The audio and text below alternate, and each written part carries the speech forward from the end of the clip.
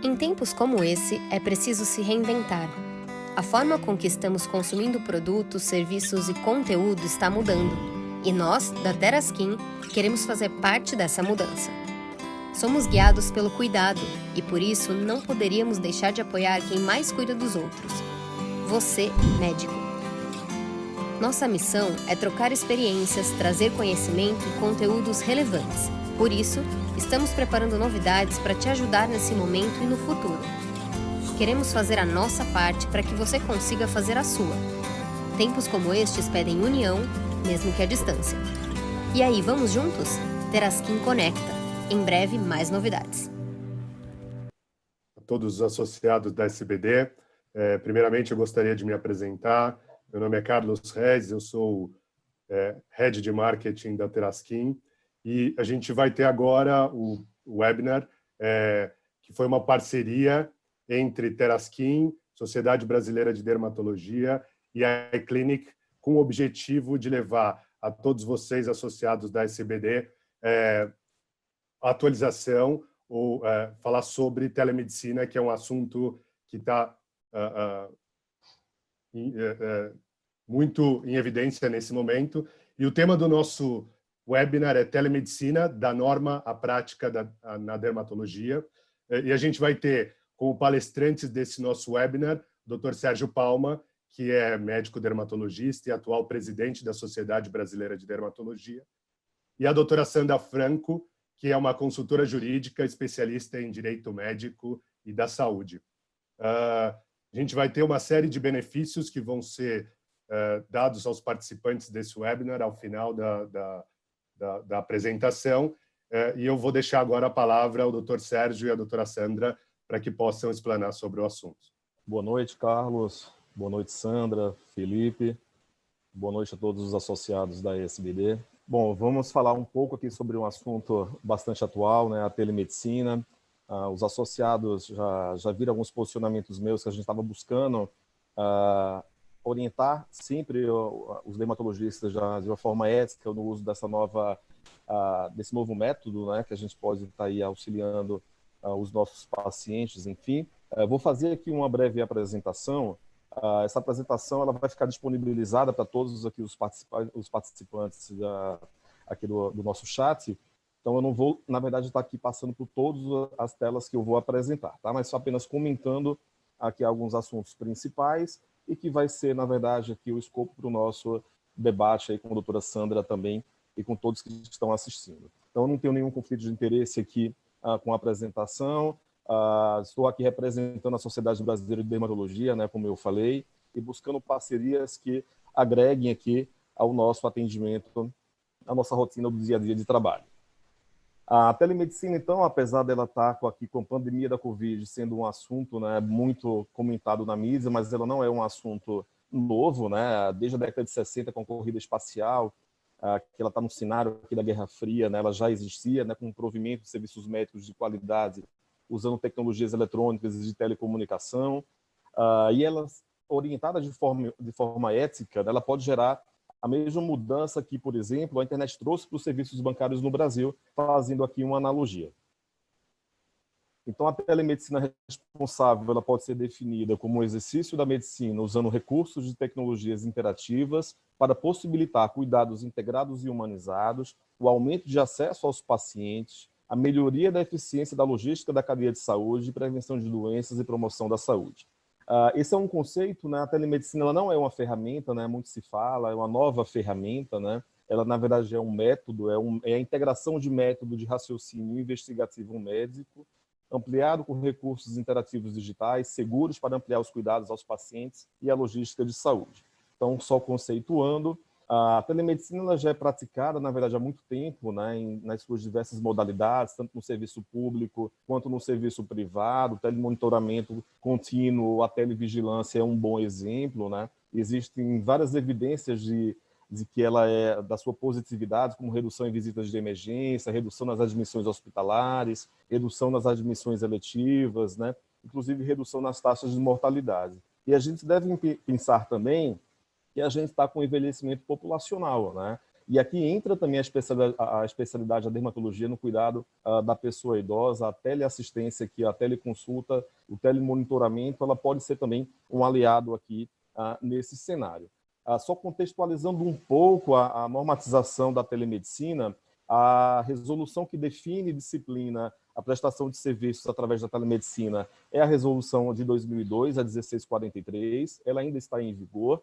Em 2018, o CFM ele coordenou uma atualização e chegou até a publicar a resolução 22 e 27, mas ela foi bastante questionada por várias entidades médicas da forma que ela foi apresentada, apesar de ter sido debatida por anos também com as sociedades de especialidades, mas quando ela foi apresentada, publicada, faltou talvez ali um diálogo final de revisão de todos, de uma coparticipação, enfim. Com todos os questionamentos, o Conselho preferiu, na verdade, revogá-la, né? Então ela deixou de estar em vigência, essa 2227, que foi no final de 2018, começo de 2019, e através da 2228, que ela é de 2019, ela restabelece, na verdade, a resolução de 2002. Então ela continua ainda válida.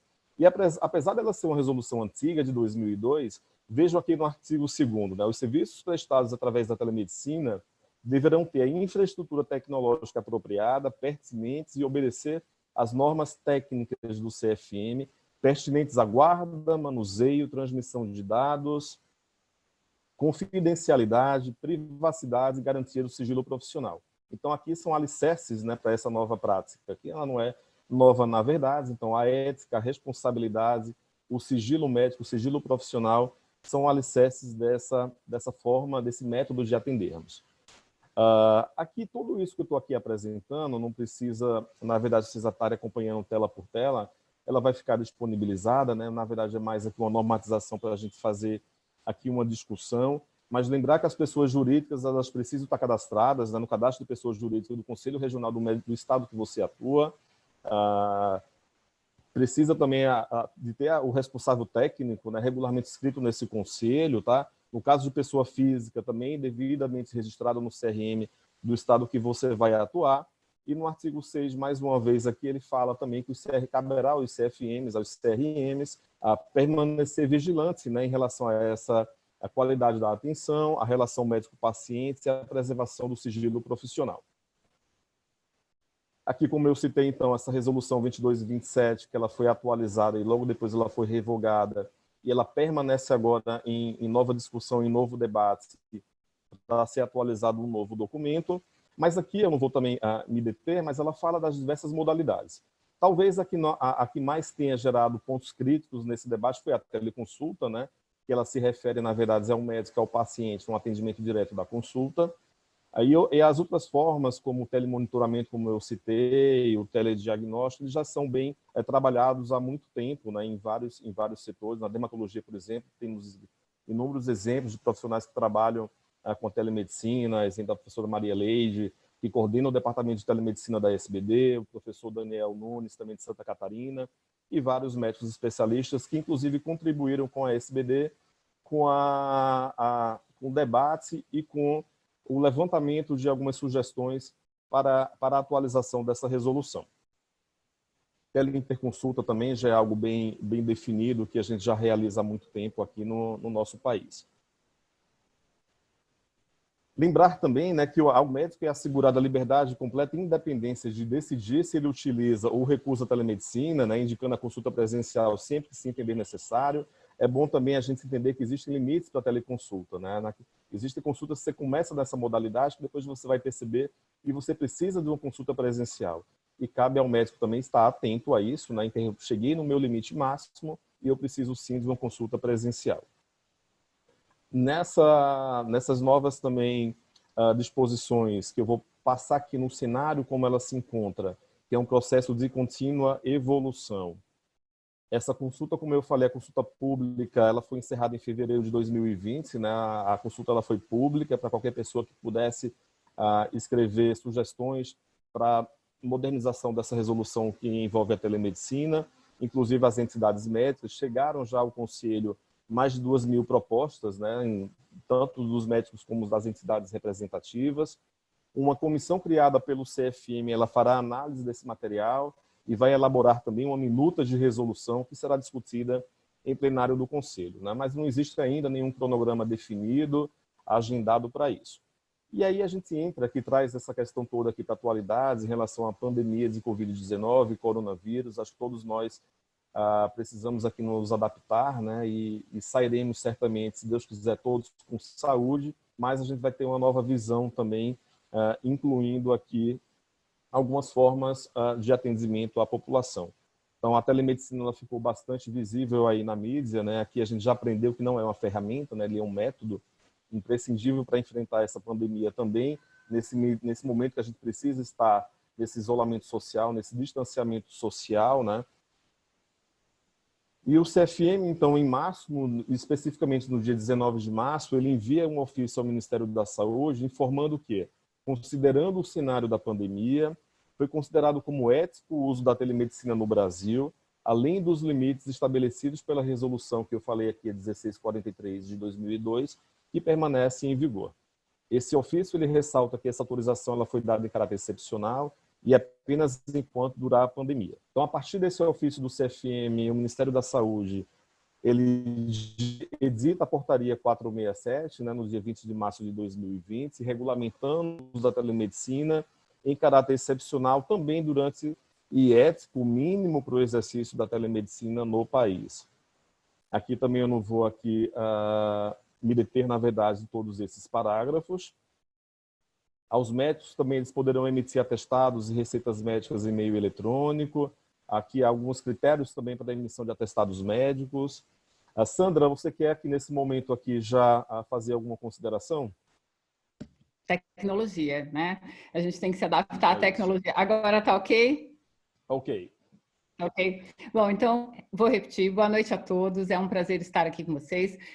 Discutir, não é, com o Dr. Sérgio, que colocou brilhantemente, fez uma exposição acerca do histórico que nós temos normativo sobre a telemedicina, deixando bem claro que, de fato, não se trata, né, de um método novo. A telemedicina já está no meio médico desde há muito, até antes mesmo da regulamentação em 2002, nós já tínhamos aí a telemedicina, em especial, por exemplo, na área cardiológica.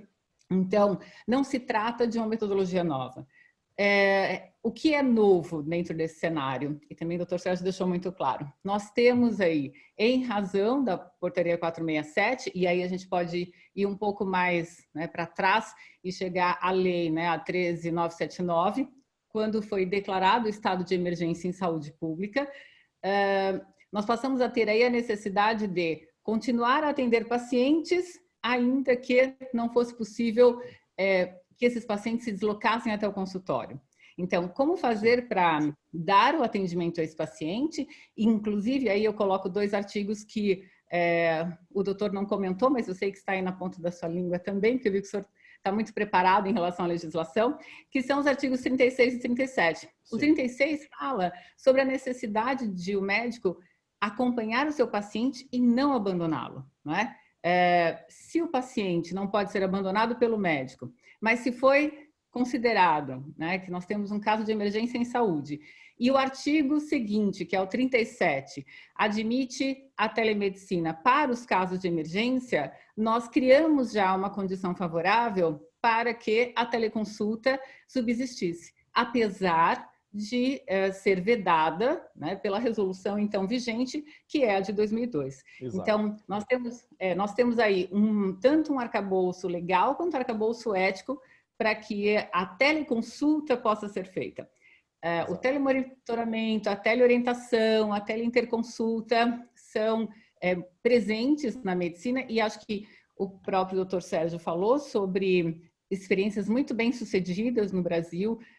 Nós podemos falar, né, do Rio Grande do Sul, da Universidade Federal do Rio Grande do Sul, que com o processo...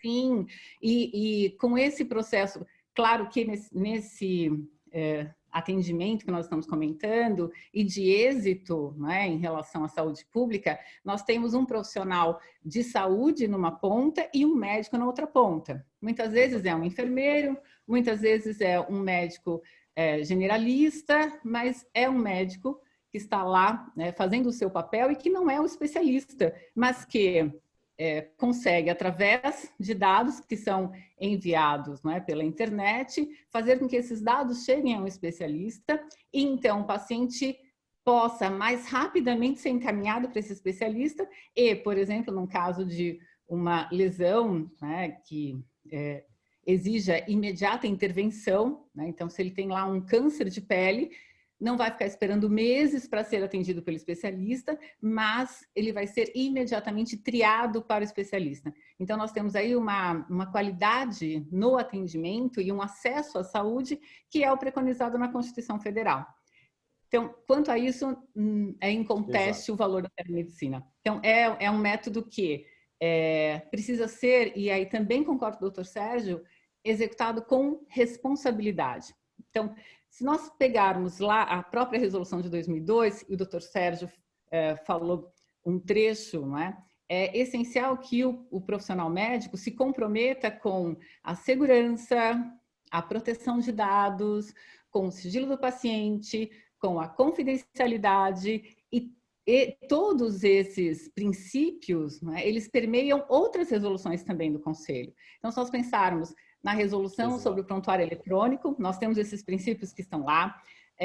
O doutor lembrou sobre a telepatologia, a teleradiologia, todos esses princípios estão presentes lá, né? E a própria portaria 467, que é essa autorizadora para a teleconsulta nesse momento, sim, traz e encampa a Lei Geral de Proteção de Dados, justamente preconizando que o médico tenha cuidados mínimos em relação a esses dados do paciente, aos quais ele tem acesso agora por uma outra via, que não é a presencial, né? É a via à distância. Então, como fazer para que esse profissional médico atenda esse paciente com segurança, né? Com o dever que ele possui de confidencialidade e de sigilo. Exato. Aí vem a questão importante da infraestrutura, que eu acho que é o que a gente vai, a partir daqui, começar a desenvolver. Vai abordar. Exato. Só contextualizando, também complementando, né? Em 31 de março, o Congresso Nacional, tanto a Câmara dos Deputados como o Senado Federal, autoriza a prática da telemedicina, né? Esse texto, na verdade, ele define a possibilidade de realização de consultas em qualquer especialidade, inclusive indicando que os honorários podem ser cobrados, que até então, tanto no informe do CFM quanto na portaria do Ministério da Saúde, isso não estava claro, né? Era basicamente para o atendimento dos casos suspeitos de Covid, de coronavírus, né? Ele não incluía, na verdade, uma teleconsulta nos moldes normais da nossa especialidade e todas as especialidades médicas de uma forma geral. Então, com esse novo projeto de lei, fica mais claro isso, né? Inclusive a permissividade da cobrança, né? A legalidade da cobrança. Esse projeto de lei, na verdade, ele ainda aguarda a sanção da Presidência da República. Pelo que eu soube, deve sair nos próximos dias, né? Mas ainda não está sancionado. E mesmo com todas essas explicações, com essas normas, né? Há algo ainda que a gente tem dúvida, né? E alguns especialistas ainda permanecem com algumas questões. Eu elenquei aqui algumas delas, né? Uma principalmente é relacionada aos planos de saúde, né? Se todos nós poderemos atender, quem atende, na verdade, através de operadora de saúde, se poderemos atender por teleconsulta através dos planos de saúde, como será remunerado, né?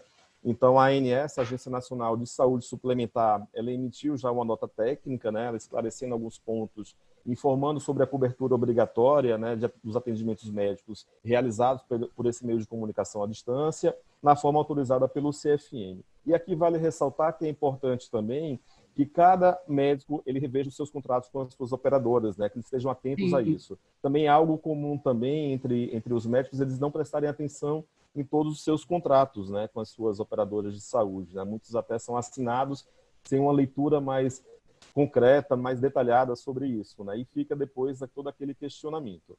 Mas, na verdade, não se abriu um novo rol de procedimentos, né? A teleconsulta ela já é considerada, na verdade, como uma consulta nesse momento. Essa lei também ela está adequada aí para esse período, né, Sandra? Enquanto durar a pandemia, e depois volta a normatização para o Conselho Federal de Medicina. Mas o entendimento é que as operadoras de saúde elas devam sim arcar com essas consultas também através dos planos. A ANS, na verdade, ela regula, mas não é ela que define, né? Precisaremos aí estar vigilantes em relação às nossas operadoras e os planos que nós trabalhamos. Acho que aqui você pode também fazer alguma observação. Hoje eu tive o privilégio de estar num debate muito rico, inclusive estava presente o doutor Rodrigo Aguiar, que é um dos diretores da Agência Nacional de Saúde Suplementar. Sim, conheço. Ele foi o relator, inclusive, dessa nota técnica, né, que primeiro era número 7, depois passou a ser número 6 e agora está como número 4, enfim, ela está mudando de número, mas o que importa é o conteúdo. Na verdade, nós temos ali, como o doutor colocou muito bem, não é a inclusão da consulta à distância ou da teleconsulta como um procedimento no rol, né, de cobertura obrigatória, mas é o reconhecimento de que é uma consulta como é uma consulta presencial. Exato. E enquanto uma consulta, né, convencional, só que à distância, né, cada operadora ela tem de buscar a tecnologia necessária para garantir que o paciente escolha o médico que ele quiser, inclusive continue o tratamento com aquele médico que já é credenciado pela operadora. Então, até hoje foi interessante, porque nós vimos alguns médicos que no chat perguntaram, um deles perguntou algo que eu achei que vale a pena a gente reproduzir aqui, falando que algumas operadoras estão, por exemplo, colocando limitação quanto a um tempo máximo de consulta, ou um tempo mínimo para poder pagar a consulta, ou então exigindo os exames complementares, ou então reclamando pela ausência de exames complementares. Então, a depender da operadora, critérios diferentes. E aí, como advogado, eu preciso dizer que vale o que o doutor Sérgio comentou. Existe um contrato antes firmado, não há um adendo contratual, não é um novo serviço a ser prestado. É o mesmo serviço que o médico prestava. Então, se ele não tinha antes uma limitação de tempo, ele não pode ter agora. Se ele não tinha antes uma exigência quanto a exames complementares, seja o excesso ou seja a ausência, ele não pode ter agora. Então, essa mudança de regra, nós temos de observar o contrato e ver se, de fato, existe lá alguma limitação. Se não houver, essas regras, elas não têm valor, porque seria aí uma decisão que é unilateral e um contrato ele é bilateral. Né? E aí, obviamente, entra também uma questão que é importantíssima, que é do direito do consumidor. Ele contratou um serviço com aquelas condições e ele não está obrigado a seguir novas orientações das operadoras quando nós temos esse reconhecimento e esse parecer técnico de que a consulta presencial e a consulta à distância, elas têm o mesmo valor. Eu até discordo do doutor com relação à questão da remuneração. Eu sempre, para mim, assim, mesmo antes da portaria 467, eu já defendia, pelos dois artigos, pelo 36 e pelo 37, que a teleconsulta seria possível, com esse escopo, inclusive, de acompanhar pacientes que são crônicos, não é? De, inclusive, cuidar da saúde mental dos pacientes, que não podem se achar abandonados no momento em que há uma recomendação de um isolamento físico, de um isolamento social para a promoção da sua saúde, porque o objetivo aí é a prevenção em relação à contaminação dos outros e a dele. E a dele mesmo. Então nesse sentido, eu já entendia, né, já fazia essa leitura, claro que é uma interpretação jurídica, no sentido de que a telemedicina e colocando aí a teleconsulta já estaria autorizada. E como é um ato médico, todo ato médico, ele obviamente tem de ser remunerado. Né? E para ser remunerado, é necessário que haja uma contrapartida e esse ato médico, essa consulta, ela seja integral para o paciente. Então, desde a anamnese, né? Desde ouvir e reconhecer sinais e sintomas do paciente, que é possível, inclusive, fazer por áudio e por vídeo, não é? Em certos aspectos. É óbvio que o Dr. Sérgio tem toda a razão. Começar uma teleconsulta é saber que você pode não encerrar a sua hipótese diagnóstica na teleconsulta, pode ser necessário tanto complementar com exames, quanto converter aquela consulta em consulta presencial. E aí também é uma leitura minha, né? Eu entendo que nesse sentido é importante que o médico atenda aquele paciente dentro da localidade em que ele estiver. Exato. Inclusive com o registro naquele conselho. É óbvio que ele pode atender no Brasil inteiro, se tiver inscrições secundárias no Brasil inteiro, Exato. mas já deixando claro para esse paciente que, ok, ele está em São Paulo, ele tem inscrição no Rio, ele vai fazer o atendimento à distância, mas se necessário o atendimento presencial, é o médico Y que vai dar continuidade. Né? Então, isso tem que ser anuído, consentido pelo paciente, até por essa exigência de que seja respeitada a autonomia do paciente em escolher eu quero ou eu não quero me submeter a uma consulta à distância. Não é? Então, tudo isso tem que ser colocado de forma clara, tanto para o paciente e, obviamente, o médico tem o dever de informação.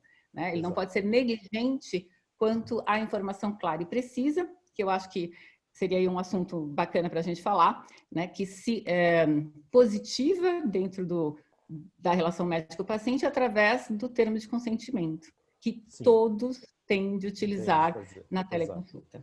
Doutora Sandra e doutor Sérgio, desculpa interromper, que a gente já está recebendo algumas perguntas aqui, e uma em específico é relativa aos honorários. Aqui é uma pergunta do doutor Audrey Venturim Miranda, onde ele pergunta sobre os honorários na dermatologia. Eles devem ser menores do que o valor que é cobrado de uma consulta presencial ou não? Como tratar esse assunto? Eles devem, como a doutora Sandra falou, eles devem ser os mesmos, né? O mesmo honorário praticado no rol de procedimentos que você já atua, eles devem ser os mesmos. Nesse momento não existe uma orientação para mudança, tanto para menos quanto para mais, né? Principalmente em relação às operadoras de saúde, é a tabela que já está preconizada no rol de procedimentos para a sua especialidade. Sandra, você quer complementar? Não, eu complemento dizendo que a responsabilidade do profissional no atendimento é a mesma.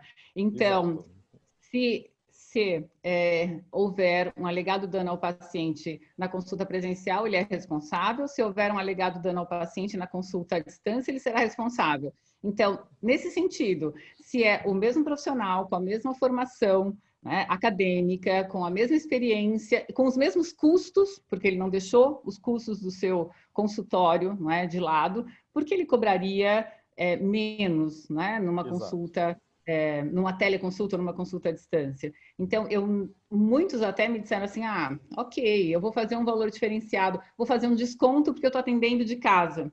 Não entendi, não é? Porque toda a sua formação para fazer essa consulta e o atendimento que você deve dar é o mesmo que o presencial. Então, se é para fazer algo, né, mais ou menos, não é para fazer a consulta. Não faça a teleconsulta.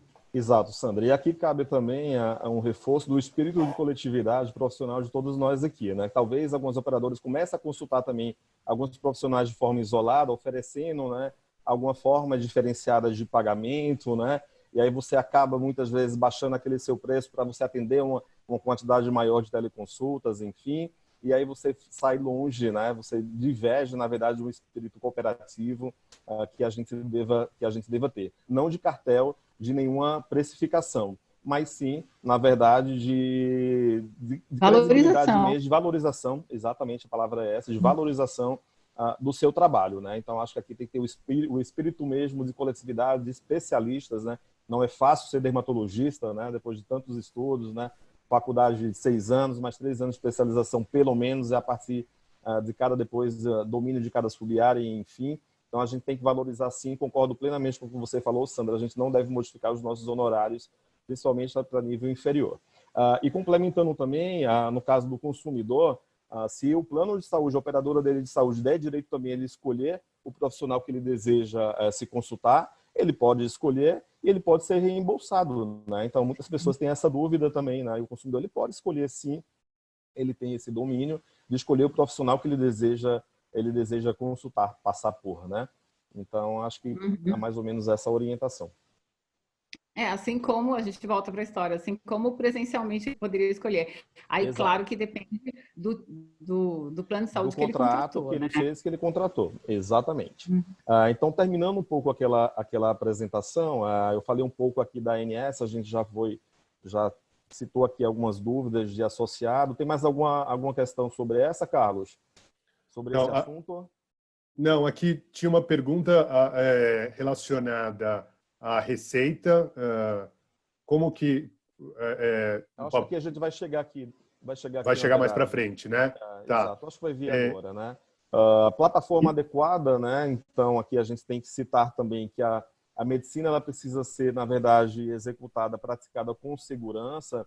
Logo com essa história toda da pandemia, quando se começou algumas pessoas a tentarem atender de qualquer forma, né? Utilizando os seus aparelhos individuais, né? Celulares, através de mídias sociais, enfim, isso não deve ser feito dessa forma, né? A gente tem muito critério, muita responsabilidade, todos os preceitos éticos e legais devem ser seguidos para a gente executar uma telemedicina com efetividade e com segurança. Então, aqui mais para frente, o Felipe ele vai abordar um pouco como pode funcionar o atendimento, né? Orientar um pouco melhor aqui para nós. Aqui a doutora Sandra ela já citou um pouco sobre o termo de consentimento informado e a importância ainda mais também na teleconsulta, na telemedicina. Esse QR Code aqui, vocês podem até fotografar, ele direciona para um modelo de termo de consentimento que está disponível no site da SBD. Ele é um termo de consentimento, na verdade, ele não é padronizado, né? Ele deve ser individualizado para cada paciente, para cada questão que você está atendendo, para cada doença, enfim, aquele perfil do atendimento. Mas ele já está também atualizado, inclusive, para a telemedicina, com alguns termos de responsabilidade, incluindo até os termos de isolamento, declaração, relacionadas aos pacientes portadores de Covid-19 e acompanhantes que precisam também seguir algumas orientações. Então, isso está tudo disposto, vocês podem acessar, mas eu reforço aqui cada vez mais a importância do termo de consentimento informado. Quem está acostumado a assistir às minhas aulas, eu sempre falo muito do termo de consentimento informado, a importância dele. Ele não afasta, né, o médico do paciente, muitos profissionais têm essa leitura, né, que o termo de consentimento ele acaba formalizando aquela relação médico-paciente, você deixa muitas vezes até de fazer alguns procedimentos que devem ser feitos, mas muito pelo contrário, né, ele garante uma segurança, ele dá autonomia para ambos, né, ele fortalece a relação médico-paciente. Nesse momento a gente precisa sim deixar muito claro que é uma teleconsulta. Aí aqui a sua pergunta aqui, Carlos, né? É como os médicos poderão assinar receitas e atestados por meio da telemedicina. Aí entra aqui a questão da certificação digital. Os médicos deveriam estar adaptados a isso há muito tempo, né? Não é de hoje que o CRM, o CFM, ele fala sobre prontuário eletrônico, sobre assinatura digital, sobre certificação digital. Mas talvez eu não tenha esse número, eu posso até depois buscar no conselho qual o percentual de médicos que eles possuem uma certificação digital. Eu acho que muitos ainda não têm, se brincar, talvez seja até uma grande maioria, né? Então, a gente também, dentro da SBD também, no site da SBD, nós publicamos uma matéria que dispõe sobre isso, que fala como você pode adquirir essa certificação digital, o que é uma unidade certificadora, né? Um registro para essa assinatura eletrônica, você a emissão desses certificados. Acho que a doutora Sandra também pode complementar. O que eu ia dizer é essa questão de já ser exigível há muito tempo, esse cuidado, inclusive em relação ao prontuário eletrônico que é escolhido, né? Já está preconizado numa resolução do Conselho que o médico deve escolher um prontuário eletrônico que garanta, né, que esse prontuário ele é inviolável, que os dados daquele paciente serão registrados e eles ficarão íntegros, que é possível rastreá-los. Então, existe toda uma normatização e, aliás, assim, um manual excelente que está disponível no portal médico, não é, do CFM, colocando passo a passo, explicando isso que o doutor comentou sobre o que é a certificação digital, quais são, pensando aí em segurança, não é, quais são as observações que o médico deve fazer quando vai escolher um prontuário eletrônico, né? Então, Ele deve observar a senha que ele vai utilizar, ele deve observar os bloqueios, né, de segurança que essa plataforma ou esse software oferecem. Em especial, todo médico, eu sei que não é algo agradável, mas todo contratante deveria ler os termos de uso e os termos de política de privacidade. Com Exato. quem, afinal, eu estou colocando os dados do meu paciente ali. Não adianta dizer assim, não é problema meu com o que vai acontecer, né, em relação aos dados do paciente. É claro que é problema seu enquanto médico, porque você elegeu aquele prontuário, ou se for aí, né, para se fazer uma teleconsulta, aquela plataforma. Então, você é responsável, dentro do direito, o nome disso é culpa em elegendo. Então, você é responsável pela guarda, pelo manuseio, pelo armazenamento de todos os dados que você coletar do seu paciente. E aí uma grande preocupação da portaria, e eu disse que ela recepcionou a Lei Geral de Proteção de Dados, foi justamente com essa preocupação de requerer que o médico se utilizasse de um certificado digital para que ele pudesse prescrever com segurança. Então, eu consigo rastrear de onde saiu aquela receita. Sim. E onde ela vai chegar. Né? Então, eu tenho a segurança da rastreabilidade, da autenticidade daquela prescrição. É claro que se nós estivermos falando de medicamentos mais simples, né, de uma receita simples, eu posso fazê-la sem um certificado digital. Se alguém pode ir até a farmácia e comprar um medicamento, o que obviamente, em termos de saúde pública, é algo que seria repensável. Mas, nesse momento, pela via, né, da legislação existente, há medicamentos que estão disponíveis na farmácia para que as pessoas comprem sem a necessidade, inclusive, da prescrição de um médico. O médico ele vai prescrever a dosagem, ele vai prescrever o tempo que aquele paciente vai tomar ou vai utilizar aquele medicamento, aquela pomada, aquele creme, mas muitas vezes existem aí substâncias, né, que podem até causar mais prejuízo para o paciente enquanto medicamento se utilizado erroneamente e pela pessoa errada do que benefício. E aí vem a necessidade, obviamente, de você ter uma prescrição que seja rastreável, né? E que eu tenha ali a certeza de quem a emitiu e quem vai utilizá-la. Tem um amigo, e o Felipe conhece bem o Lorenzo, que ele costuma dizer assim, que eu acho super interessante. O que adianta a pessoa ter cartão de crédito se ela chega na vendinha e não consegue comprar porque não tem lá alguém que tenha um leitor, né, para ler o cartão?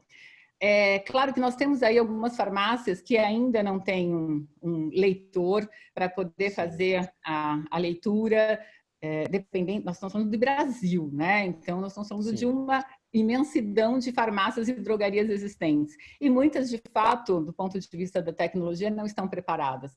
Mas está preconizado que o médico deve ter e se utilizar dessa tecnologia, né? Que tem aí a infraestrutura da chave pública, que traz uma segurança em relação ao documento.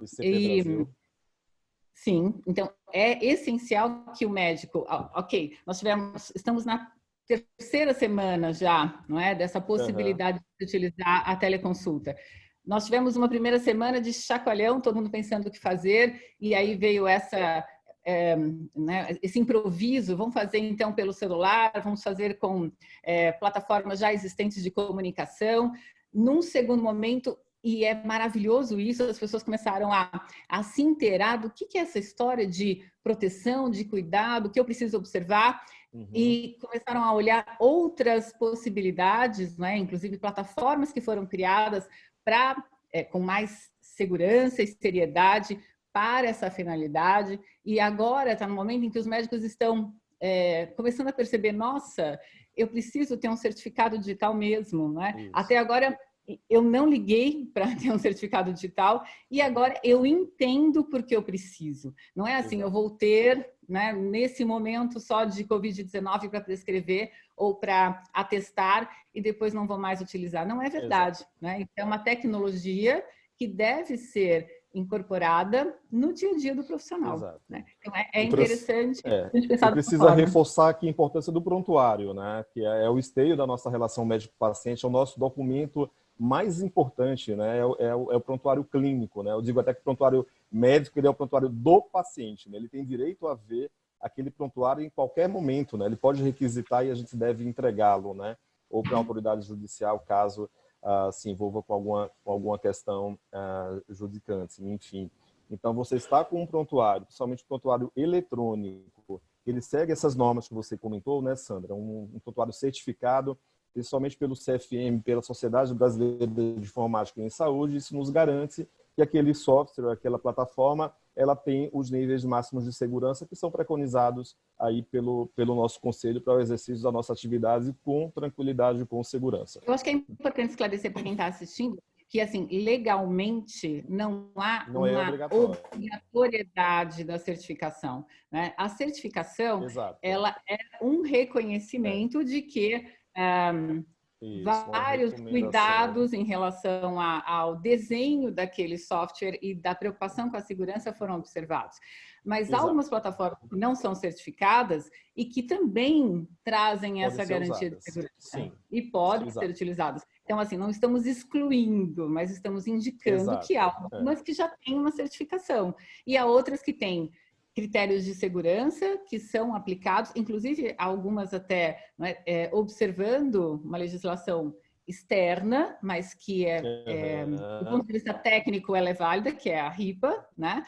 E todo o desenho daquele software foi construído com essa preocupação com a segurança. Então, por onde passam os dados, quem pode compartilhar, quais dados serão compartilhados, aquilo que está armazenado no prontuário e que ninguém vai ter acesso, né? Se eu tenho que guardar esse prontuário por 20 anos, qual é a segurança que eu tenho de que aquela plataforma que eu contratei, o prontuário eletrônico, vai ter condições de guardar, né, essas informações por tanto tempo? Então, você tem aí uma série de questionamentos a fazer e por isso é importante analisar a segurança nessa contratação, né? Pessoal, uma pergunta que também estão fazendo aqui, né? Eu queria que vocês falassem, argumentassem um pouquinho nesse sentido. A gente vê tudo aconteceu de uma forma muito rápida, né? Então, primeiro, né, a questão da portaria, depois o projeto de lei e tudo mais.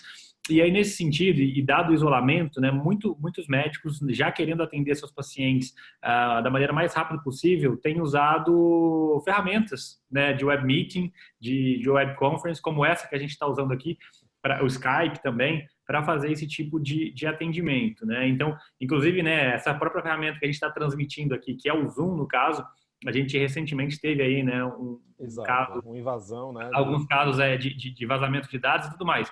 Algo que, ok, né, para um webinar, que é algo que é público, tudo bem, isso é tolerável, mas quando a gente traz isso para o contexto de saúde, isso é realmente algo muito perigoso. Então, eu queria que vocês falassem um pouquinho exatamente, né, do perigo que representa o uso dessas ferramentas não destinadas a isso e também a questão dessas informações, tudo que acontece ali, isso de certa forma não ir parar para o prontuário médico, como o Dr. Sérgio falou, né?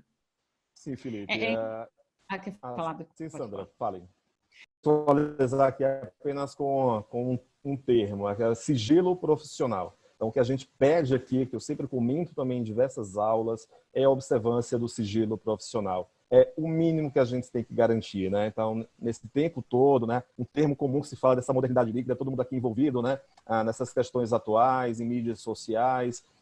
Eu sou favorável também à modernização, eu estou inclusive na comissão da CODAME, do Conselho Federal de Medicina. Eu acho que a gente precisa trazer para os novos tempos a nossa comunicação com os pacientes e com a população. Ela deve encontrar também quem são os especialistas verdadeiros, né? Mas a gente tem que ter muito cuidado também com a nossa informação em relação ao sigilo profissional, né? A gente tem que observar isso tudo. Então, acho que o sigilo profissional, para mim, é o termo-chave e que isso daí vai também ser responsável por a gente estar utilizando, que já foi comentado aqui por você também e por mim, deve estar utilizando ferramentas, plataformas, né, softwares, na verdade, metodologias que sejam seguras e confiáveis. A gente não pode estar aqui usando qualquer ferramenta.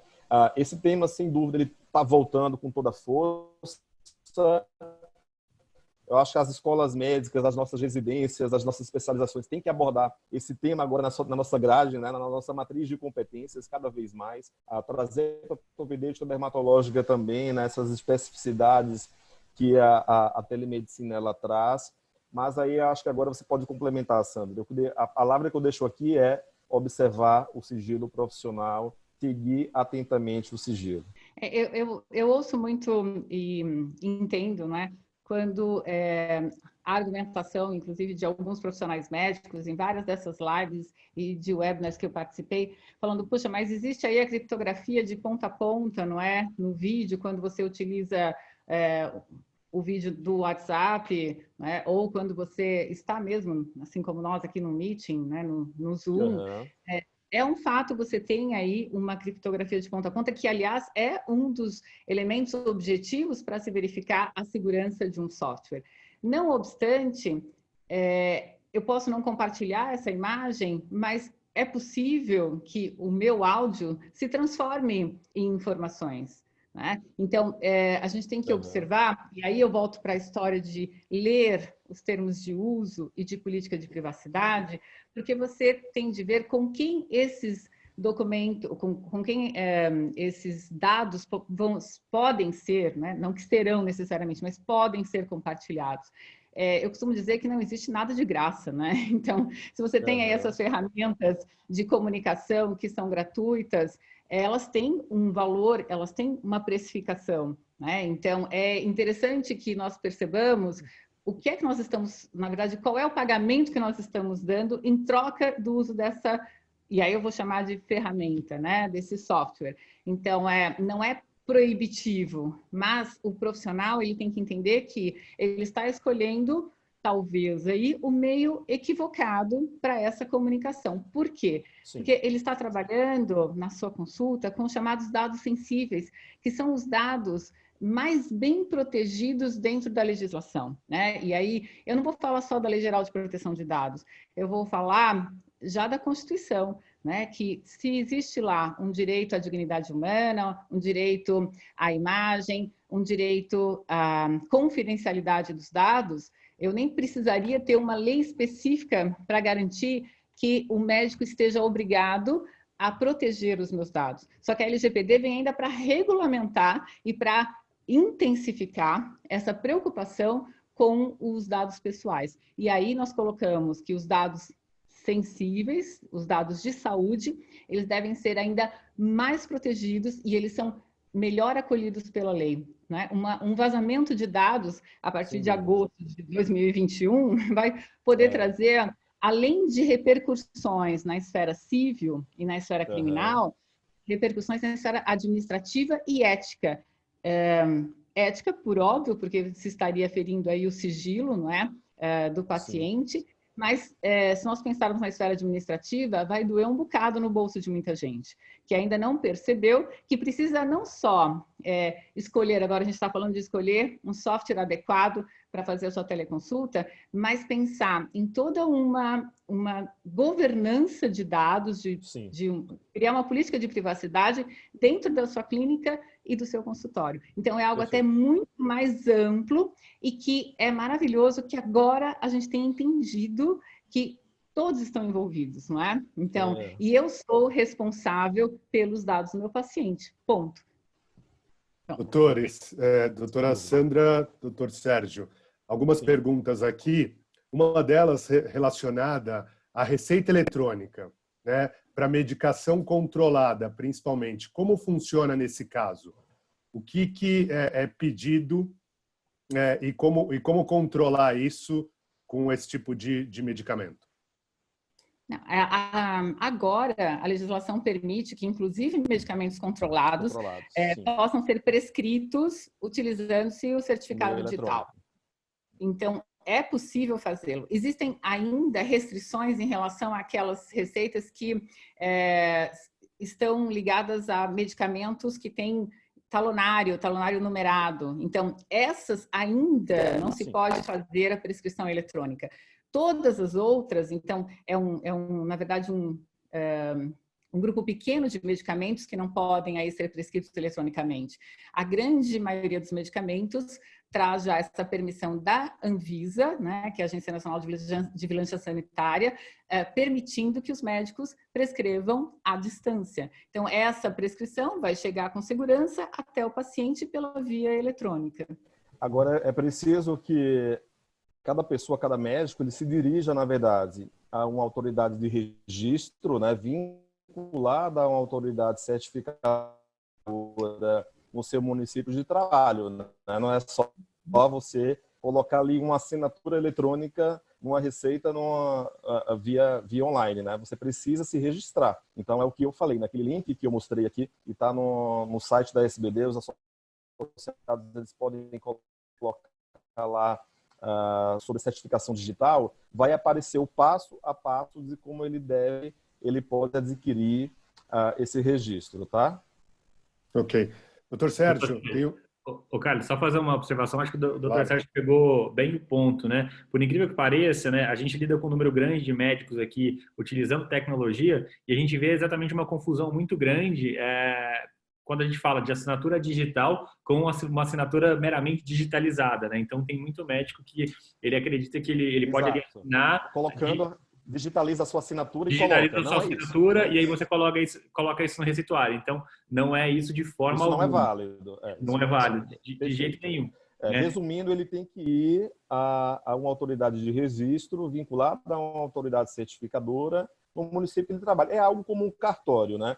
E a maioria já está aberta, né? Passou aquelas semanas iniciais fechadas, mas todos eu já me certifiquei, vários já estão trabalhando no serviço até de atendimento domiciliar também. Você contrata um serviço, eles vão até você e lhe ajudam a resolver essa questão. E, doutor Sérgio, até não sei se a Sandra tem mais informações sobre isso, mas parece que agora, inclusive, para renovações, já tem algumas entidades certificadoras que já estão fazendo, inclusive, de forma online. Se o médico já fez a biometria e essa biometria ela foi feita há menos de 3 anos, eles estão conseguindo renovar online, então acaba sendo uma praticidade ainda mais nesse momento agora. Sim. Doutor Sérgio. E a questão só que você tem o certificado digital, mas você precisa ter uma plataforma para poder também prescrever, né, eletronicamente. Perfeito. Então, assim, a gente fala, bom, eu estou com o certificado digital, e agora? Aí você tem que achar a forma, então, achar uma plataforma. Existem plataformas, vou colocar aqui um adjetivo, avulsas, né, em que é possível prescrever, mas existem plataformas que estão aí integradas a prontuário eletrônico e que, obviamente, trazem maior segurança. Voltando para a questão de que é responsabilidade do médico a seleção do serviço que ele faz para aquele serviço, aquele fornecedor que vai ajudá-lo a atender o paciente da melhor forma possível, né? Então, quando se tem aí uma prescrição eletrônica, ele não está sozinho, ele vai escolher uma plataforma para que ele faça essa prescrição. Doutor Sérgio, tem aqui algumas perguntas relacionadas a telemedicina. Ela não vai substituir a consulta presencial. E, em muitos casos, a dermatologia é fundamental que se faça um exame físico, né? Como que fica isso nesse momento, em termos do exame físico, que não vai poder acontecer na telemedicina? E uma segunda pergunta aqui, encaixando uma na outra, é no caso em que a pessoa tenha que fazer uma consulta presencial seguida da consulta da telemedicina, como fica isso em termos da cobrança desses dois atendimentos? Rapidinho aqui. Primeiro que a consulta presencial, na verdade, ela não está proibida, né? A gente deve seguir as orientações do CRM local, das autoridades sanitárias locais, mas claro que nesse momento a gente deve procurar colaborar com as medidas de distanciamento social, que nesse momento, junto com as outras medidas preventivas, de higienização e tudo mais, de lavar mãos, uso de álcool em gel, elas são as medidas eficazes também para a gente evitar a propagação do vírus, tá? Mas a gente tem um limite para teleconsulta. Sim, se você é o que eu comentei, é que vai chegar num momento que você vai precisar dizer ao paciente que também vai ser necessário uma avaliação presencial, dependendo de cada caso. Eu sugiro até que esses atendimentos de teleconsulta eles sejam, nesse momento, realizados principalmente com pacientes que você já adquiriu um vínculo prévio, né, que você já o conhece, né, isso talvez seja uma segurança também maior para você fazer dessa forma na teleconsulta nesse momento. E eu, de forma alguma, acredito que vai acabar, muito pelo contrário, eu acho que até vai se fortalecer a relação médico-paciente. A consulta presencial ela sempre será necessária. Eu acho que isso aqui é um novo método que vem, que não é novo, na verdade, como a gente já falou, ele é muito antigo, mas ele se soma, né? E em algumas situações ele vai ser útil sim, né? Principalmente em locais remotos, a gente tem muito local mesmo, a gente tem uma distribuição desigual de especialistas, então isso pode ser sim uma grande ferramenta de auxílio aí para a saúde da população, a qualidade da assistência. Sandra, você pode complementar, por favor?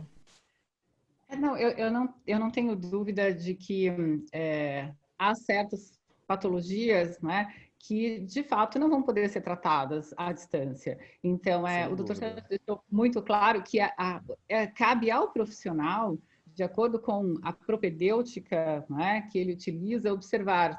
Eu posso fazer esse acompanhamento à distância ou eu não posso, não é possível. Eu preciso realizar um exame, eu preciso tocar o paciente, preciso colocar a mão nessa pele. Então, aí é o profissional realmente que vai tomar essa decisão. E é bastante interessante que o doutor falou sobre isso, de buscar atender os pacientes que já são do profissional, porque são esses pacientes que você não quer deixar desassistidos, né? Uhum. Nada óbvio, e aí tem a questão, né, que a gente pode esclarecer sobre a regulamentação, não há nenhum problema do ponto de vista ético e legal, nesse momento, de o profissional atender um paciente pela primeira vez. Mas eu alerto aqui para a questão de que o risco é muito maior, porque você não conhece o histórico daquele paciente, você nunca fez uma anamnese naquele paciente, não teve contato com ele e vai fazer uma consulta à distância. Então, você tem menos subsídios do que para atender aqueles pacientes, né, que já são seus, que você já acompanha há muito tempo, que você já estabeleceu um tratamento contínuo, se for o caso de algum problema crônico. Então, é interessante que o profissional entenda que não há restrições, mas há responsabilidades. Na minha concepção, inclusive, se for um primeiro atendimento, a responsabilidade aumenta, né? Então, aí vem a questão... Então, o meu conselho também é atender os pacientes, já existe uma relação médico-paciente já determinada, já estabelecida. E eu concordo com o doutor, só um minutinho, eu concordo com o doutor nesse aspecto de que, na verdade, você gera uma interação maior ainda, porque é esse seu paciente, nesse momento, né, ainda em que as autoridades sanitárias preconizam o isolamento para quem pode, né, se manter dessa forma, você não deixou o seu paciente sem assistência, né? Você está ali, ainda que seja um tratamento de pele, ainda que seja um tratamento de cabelo, né? Ok, você vai acompanhar, você vai ver os resultados, você vai conversar com ele, você vai poder ver, né, naquilo que for possível, usando a câmera à distância. Então, em alguns casos, é possível, sim, continuar dando essa assistência. Sim, hoje a gente tem muitos devices, né, que propiciam uma imagem melhor, né? A inteligência artificial, ela cada vez mais vai estar presente no nosso dia a dia, né? Mas precisaremos nos adaptar a isso tudo, né? Aprender a utilizar essas tecnologias também para somar aí uma acurácia diagnóstica, aumentar a sensibilidade, e, enfim, para trazer também mais segurança. Não tenho dúvida que o futuro presente já começou, né? Daqui a um tempo, cada dermatologista vai dar um dermatoscópio portátil, vai para o paciente em casa, não é, fazer análise da forma como ele orientar. Mas, enfim, a gente tem um futuro aí, né, que aponta mesmo para que o paciente se preocupe muito mais com a sua saúde, entenda muito mais que a prevenção, né? A doença é muito melhor do que buscar o tratamento à doença. Então, eu acho que a gente está partindo para um outro momento e não sei, eu sinto dessa forma e aí eu não sei, não é, se o doutor concorda comigo. Eu tenho a impressão que nós estamos também mudando uma mentalidade, inclusive da população, né? Nessa questão de buscar o médico, não só quando se está doente, buscar o médico para trazer para si próprio a saúde. né? Que, na verdade, Sim. o médico sabe como orientar o seu paciente a ser saudável. Se você é saudável, você não precisa do médico para tratar a sua doença, né? Você vai ter o médico para cuidar da sua saúde, que eu acho que deve ser a nossa visão de mundo da medicina, e como o doutor falou, inclusive utilizando a inteligência artificial daqui para frente, né? Sim, a prevenção à saúde, também como eu citei no início também, né, o cuidado com a pessoa idosa, né, pacientes que não podem se movimentar, sair de casa com facilidade, mas é seu paciente já, você vai ter mais segurança também de manter uma consulta, né, com essas novas, com essas modalidades também e continuar aí todo o seu escopo de cuidados e de prescrição correta para aquele paciente. Carlos, eu não sei se seria interessante a gente falar um pouco também sobre algum software, né, como ele deve ser, como ele é feito, uma consulta também. Vocês já têm essas perguntas aqui, eu estou observando que está começando a chegar, não é? Isso, são várias perguntas relacionadas a se a SBD tem alguma plataforma já homologada ou com algo que poderia disponibilizar para os associados. Então, acho que a gente poderia entrar um pouquinho nesse assunto e pedir aí o auxílio do Felipe para falar um pouco. O que o doutor acha? Assim como funciona, na verdade, né, esse ambiente de teleconsulta, né? Sim. Muita gente não domina, não tem conhecimento, então acho que a gente pode falar de uma maneira técnica mesmo, de como funcionaria isso. Bacana, pessoal. Bom, eu acho que a gente vai tentar dar um contexto de forma geral aqui, como funciona a mecânica e o passo a passo de todo o processo para um teleatendimento e uma teleconsulta, aplicado muito ao dia a dia ambulatorial ali da clínica e do consultório, que eu acho que é a maioria da nossa audiência aqui. Vale ressaltar, claro, que pode ter uma pequena variância, né, de um sistema para o outro, mas de uma forma geral, né, vamos tentar desenhar um pouquinho aqui. Do ponto de vista, eu acho que do agendamento, né, o agendamento de uma teleconsulta ela pode ser feita de duas maneiras, tá? De uma maneira convencional, como já é feita todo dia, então o paciente pegando o telefone e ligando para assistente do médico, para a clínica ali, para o consultório, ou chamando no WhatsApp e tudo mais, e aí ela informa que deseja fazer, o paciente informa que deseja fazer uma consulta, né, dado ao nosso contexto, possivelmente essa consulta vai ter que ser remota, e aí o agendamento é feito ali no sistema que a clínica utiliza para a gestão de agenda e de prontuário, sinalizando se aquilo ali é uma consulta presencial ou então se é uma consulta remota. Então, isso geralmente é definido, né, no sistema já no momento do agendamento. A outra forma que vem ganhando cada vez mais relevância são, né, médicos que hoje têm um perfil online, têm um site e integram a sua agenda, publicam alguns horários disponíveis para que o próprio paciente, ao invés de ligar, ao invés de mandar uma mensagem, ele ali já visualize os horários disponíveis, clique, né, e aí também nesse momento o paciente ele teria uma opcionalidade ali de falar se ele quer consultar presencialmente ou através de uma teleconsulta, tá? Isso feito, tanto vamos chamar de agendamento online ou um agendamento presencial, por mais que ele seja feito por telefone ou não, é necessário que se pegue dados do paciente, né, um pouco além do que, de repente, a gente pega numa consulta normal. Então, é interessante se coletar o celular do paciente e também o e-mail. Para quê? Né? Momentos antes da consulta, aí depende, isso pode ser configurável e variável de sistema para sistema, mas mais ou menos 1 hora antes da consulta ou 30 minutos antes da consulta, o paciente vai receber por e-mail, por SMS e às vezes até por WhatsApp, um link, tá? Que é o endereço daquela sala, aquele consultório virtual onde vai acontecer o atendimento. Tá? Então, a mecânica é basicamente essa. Nesse sentido, pensar na experiência do paciente também é muito importante. Algumas soluções de teleconsulta, elas exigem que, de repente, o paciente tenha que baixar algum aplicativo para fazer a consulta. E por que isso, às vezes, não é o melhor caminho? Né? A gente falou aqui um pouquinho, às vezes, de um paciente mais idoso ou um paciente que tem um pouco de dificuldade com tecnologia. Se você começa a criar esse tipo de fricção, os pacientes vão ter um pouco mais de dificuldade. Então, nesse sentido, procurar soluções que consigam fazer esse teleatendimento, simplesmente do paciente entrar clicar no link, vai abrir o navegador ali, seja do computador ou principalmente do celular, né? Porque não vamos esquecer que hoje a maioria dos acessos vem a partir de dispositivos móveis, isso é muito importante. Então, o paciente vai receber esse link por e-mail e por SMS, ele, no momento que ele está pronto, ele clica naquele link, ele cai numa sala de espera virtual, para validação, para a segurança do paciente, né? Geralmente, quando se envia o link, ele recebe também um código numérico de 4 dígitos para que ele digite, né? E aí, eventualmente, por mais que isso seja difícil de acontecer, mas se esse link é enviado de uma pessoa para outra ali, só ele consiga acessar a sala com aquele link, e aí ele fica numa sala de espera.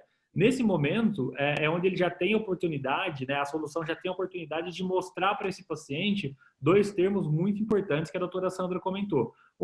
São os termos de uso da teleconsulta, e segundo instrumento, talvez o mais importante deles, o termo de consentimento. Então, ali ele tem a oportunidade de ler esses termos, e o importante ele não consegue iniciar a consulta junto ao médico se ele realmente não marcar o checkbox lá e falar que ele leu aquilo, tá ciente e tudo mais, tá? Então, feito isso, ele fica, né, ele dá o aceite, fica aguardando o médico.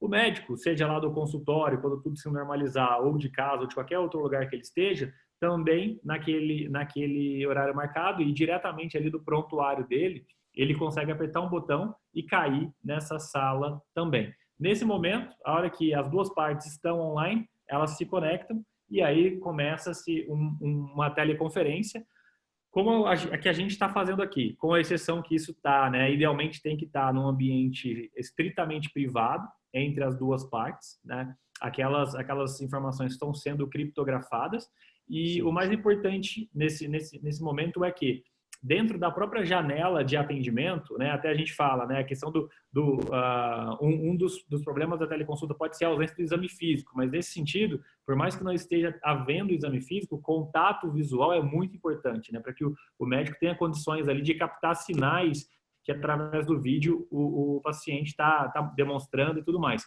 Então, dentro da própria janela de atendimento, o médico ele vai fazendo as suas anotações, tá? Então, anotações próprias e um campo, né, de anotações pessoais dele, e também tem outros campos que serão anotações a serem enviadas para o paciente. Então, ter esse tipo, né, de divisão aí, um pouco dessas informações. É claro que o prontuário eletrônico, no final, ele pertence ao paciente. Se solicitado, o médico ele tem que exportar esses dados e mostrar tudo isso. Mas é importante sistemas que tenham esse tipo de separação, e aí o médico ele vai fazendo ali algumas anotações, tá?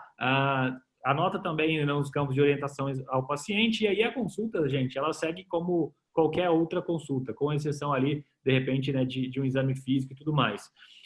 Dado, né, o segmento da consulta, podem ser feitas a prescrição eletrônica, eventualmente solicitar algum exame, algum procedimento, ou então emitir-se algum atestado, tá? E depois disso, né, o atendimento é concluído, o médico, né, já se encaminha para o encerramento dessa consulta e finaliza. O que vai acontecer quando essa consulta for finalizada? Tá? Aquelas orientações que você escreveu no campo de orientações ao paciente, ela vai ser enviada para o paciente por e-mail, tá? A prescrição eletrônica, se assinada digitalmente, ela é enviada para o médico, para o paciente via SMS, tá? E para o paciente via SMS. E no caso, de repente, se é um medicamento OTC, alguma coisa, né? Como a doutora Sandra bem colocou, isso, mesmo sem estar assinado, até teria uma validade legal, né? Mas, de qualquer forma, quando você adota uma plataforma que já tem a assinatura, ela passa a assinar todas as prescrições invariavelmente. Isso é muito importante, porque a prescrição já sai assinada a partir dali. E aí, para a segurança jurídica, é extremamente importante que, quando o médico encerra essa consulta, tudo que ele registrou tanto anotações pessoais quanto orientações ao paciente, tudo isso automaticamente já seja transportada e gravada no prontuário. Gravada de uma maneira automática, gravada de uma maneira que não tenha perdas e gravada de uma maneira que não é possível a violação e qualquer alteração dessas informações posteriormente. Isso traz mais segurança jurídica para os profissionais. Então, de certa forma, é isso. Como vai funcionar a mecânica da prescrição eletrônica? O paciente munido de um SMS, ele vai a uma rede de farmácias, né? Então, hoje, boa parte das soluções que estão trabalhando com telemedicina, as prescrições são as prescrições da Memed, que é uma startup especialista em prescrição digital, uma startup de saúde digital, que está revolucionando esse mercado de prescrição eletrônica e estão sendo os responsáveis por coordenar esse tráfego aí da prescrição de ponta a ponta, inclusive garantindo a validação disso lá na farmácia. Então, nesse caso hoje, né, a Memed, em 3 semanas, foi um crescimento bem exponencial. A prescrição eletrônica já está sendo aceita em mais de 10 mil farmácias espalhadas por todo o Brasil. E aí a intenção é que esse número se aumente. Então, o que acontece? A prescrição enviada por SMS, ela tem um QR Code e um código de barras. O paciente chega na farmácia, apresenta aquilo. Lá na farmácia, as farmácias que já estão credenciadas, ela tem uma tela em que ela digita esse código ou lê isso com o scanner e aí o sistema fala, ok, essa prescrição é válida, ela foi assinada digitalmente, o prescritor é realmente esse, o paciente é realmente esse que está alegando, que está em posse da prescrição aqui na minha frente, e aí a farmácia faz a dispensação do medicamento. Então, gente, assim, eu acho que o fluxo, de uma maneira bem superficial, com algumas variâncias que pode ter de sistema para sistema, é isso, né? Não é algo de outro mundo. As ferramentas tecnológicas que a gente tem agora para fazer isso, honestamente, né? Não é nenhuma inovação, nada disso. O ponto, né? As únicas diferenças são, de fato, né? E é importante que os médicos tenham isso em mente, é procurar soluções que realmente foram feitas com essa finalidade e que tenham integrações para facilitar o fluxo de informações com todo o processo de dentro da gestão da clínica. Então, desde o momento do agendamento, passando pelo momento do cadastro desse paciente e, posteriormente, até a integração das informações da videoconsulta, da teleconsulta, dentro do prontuário. Eu acho que, acima de tudo, é isso que é mais importante. A gente tem muitas perguntas aqui. Depois eu queria deixar claro que a gente vai consolidar tudo isso, passar para o Dr. Sérgio, para a doutora Sandra, e depois disponibilizar a resposta para todas as perguntas que foram feitas. Eu queria só voltar aqui uma pergunta que vieram vários questionamentos, doutora Sandra e doutor Sérgio, com relação à cobrança, porque tiveram alguns feedbacks de algumas operadoras dizendo que o preço que é repassado para a telemedicina não condiz, não é o mesmo preço de uma consulta presencial. Então, algumas operadoras falando que vão pagar 50% ou 20% menos do que o médico cobra, o que normalmente está descrito dentro dos valores de consulta. Como vocês podem explanar sobre esse assunto? Eu volto para a questão contratual, né? Se já está claro, se já está determinado, reconhecido por escrito, numa nota técnica e gravado, inclusive, né? Porque a última reunião extraordinária da ANS, ela está gravada e disponível até no site. E lá está os diretores da diretoria colegiada, né? Deixaram claro que trata-se exatamente da mesma prestação de serviço. Então, não é possível alterar o contrato de maneira unilateral. E se as operadoras, né, começarem a criar problemas, o que vai acontecer é uma pressão grande dos beneficiários e dos usuários, né? E aí a ANS vai acabar fazendo alguma normativa específica para justamente, nesse momento, criar um consenso. Mas hoje, por exemplo, naquele debate do qual eu participei, não é, com o Dr. Rodrigo da ANS, uma coisa que ele disse não cabe à ANS discutir valores, né? A ANS ela tem o dever de fiscalizar, ela cria normatização para que essa interação entre o usuário e o prestador de serviços seja possível, mas aí cabe também ao médico credenciado, né, dizer: eu não aceito esse valor. E aí, se necessário, eu não gosto de judicializar, né? Mas talvez aí, e talvez até de forma coletiva, se isso ocorrer, uma medida seria a judicialização. Não acho que é esse o caminho. Sim. Eu acho Aqui... que existem outra, Exato. existe primeiro uma forma de pressão que inclusive, utilizando o canal de ouvidoria da ANS. Então, eu acho que é possível ir primeiro por esse canal e somente se, né, encerradas todas as discussões, entrar numa seara, numa esfera contenciosa, né? Exato. E só completando, peço até que todos os associados se depararem com essas situações abusivas por parte de alguma operadora, encaminhem essa denúncia, né, essa consulta para o nosso departamento jurídico. Vocês conhecem bem o nosso e-mail de defesa profissional, mas eu vou depois reforçar em um novo comunicado. Essa nota técnica também da ANS, ela está publicada, foi disponibilizada para todos os associados. Então, eu peço aqui que vocês leiam também todo esse material através do nosso boletim eletrônico e do nosso site, do jornal também da SBD. Mas eu vou reforçar aqui, como o Carlos falou, a gente vai compilar essas perguntas que não foram totalmente respondidas, que não vai ter tempo, talvez. A gente vai compilar essas respostas e encaminhar a todos vocês. Ok. A gente já está adiantado 15 minutos do horário previsto para terminar o nosso webinar. Acho que foi muito proveitoso para todos nós. Eu queria só dizer, em nome da Teraskin, na parceria com a Sociedade Brasileira de Dermatologia e com a iClinic, que, a pedido da sociedade, todos os associados que participaram desse webinar vão ter a oportunidade de usar a plataforma da iClinic tanto com o prontuário eletrônico quanto com a receita e com o agendamento eletrônico num período de 2 meses sem custo algum para poder fazer uso dessa nova ferramenta de forma a conhecer a ferramenta e os benefícios que ela pode trazer.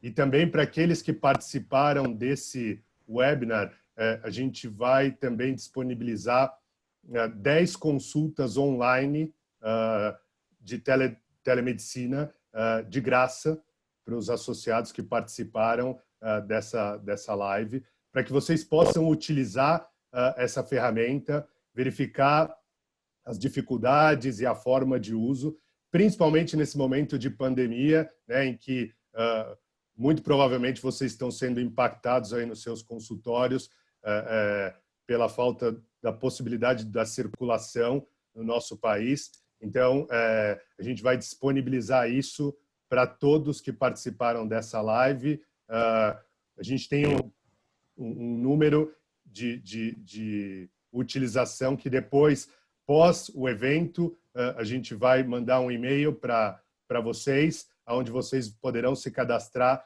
nessa plataforma e ter esses benefícios, que é uma parceria entre a Sociedade Brasileira de Dermatologia, a Teraskin e a iClinic. Dr. Sérgio, deixo contigo as últimas palavras. Não sei se o senhor tem mais alguma coisa a complementar para a gente finalizar o nosso webinar.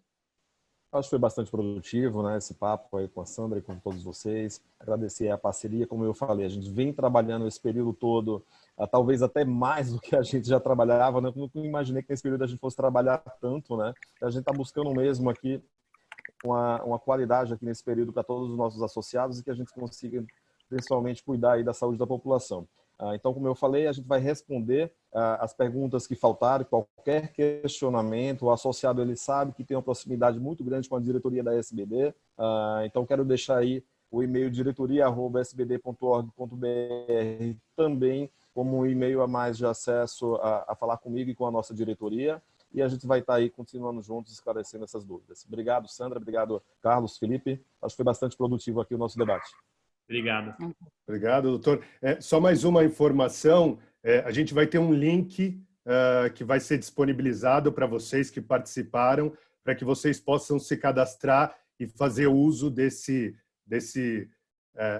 benefício que a gente está provendo para os associados da SBD. Felipe, você só complementa para mim aonde fica hospedado esse link, por favor? Sim. Fechou. Seu áudio está fechado. Oi, cara. Liberou, né? Então, pessoal, na verdade, a gente vai projetar agora, no final da live, vai ficar projetado aqui o link para vocês. É um bit.ly. Então, assim que a gente encerrar isso, o pessoal que está ajudando a gente já coloca isso na tela para que vocês consigam acessar. E, por via das dúvidas, para todo mundo que se inscreveu, vão receber esse link também por e-mail. Ok. Eu posso me despedir? Bom, eu gostaria de agradecer por mais essa oportunidade de nós falarmos sobre esse método tão importante que é a telemedicina.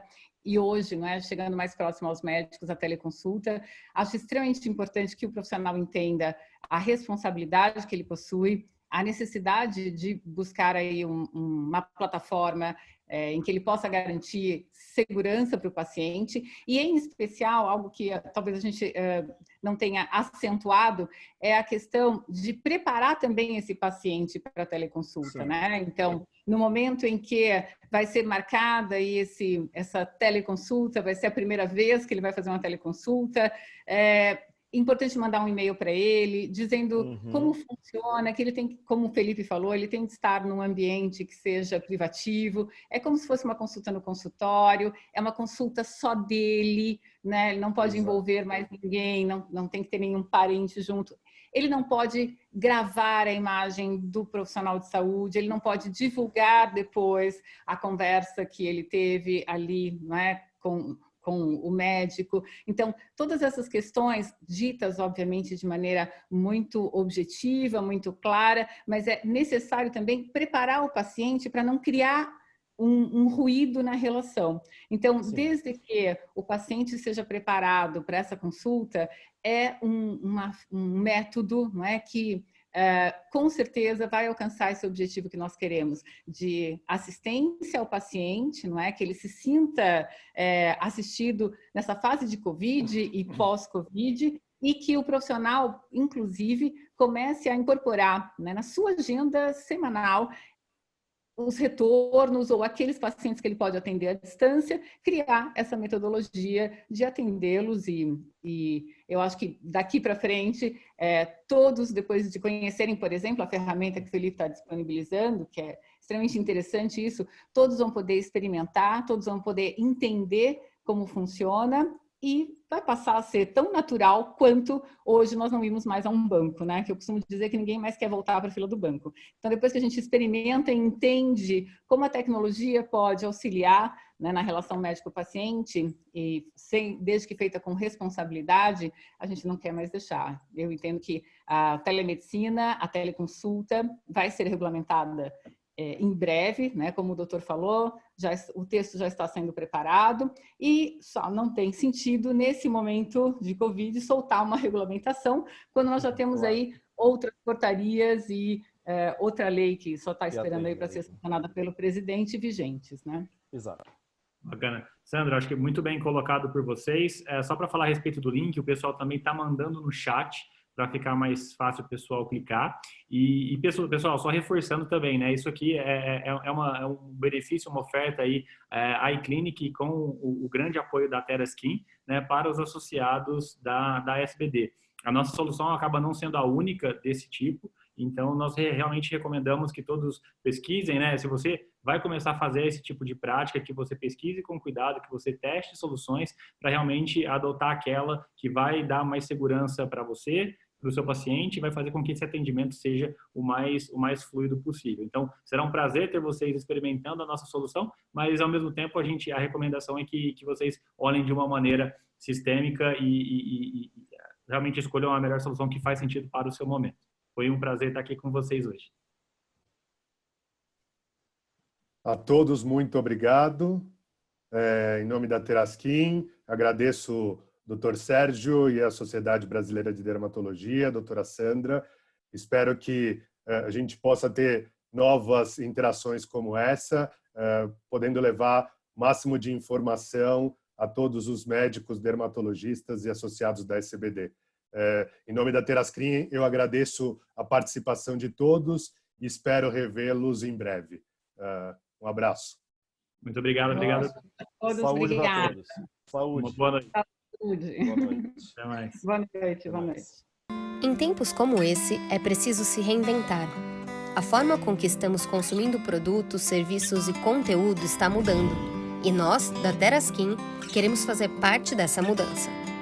Somos guiados pelo cuidado e, por isso, não poderíamos deixar de apoiar quem mais cuida dos outros. Você, médico. Nossa missão é trocar experiências, trazer conhecimento e conteúdos relevantes. Por isso, estamos preparando novidades para te ajudar nesse momento e no futuro. Queremos fazer a nossa parte para que você consiga fazer a sua. Tempos como estes pedem união, mesmo que à distância. E aí, vamos juntos? Terascrim Conecta. Em breve, mais novidades.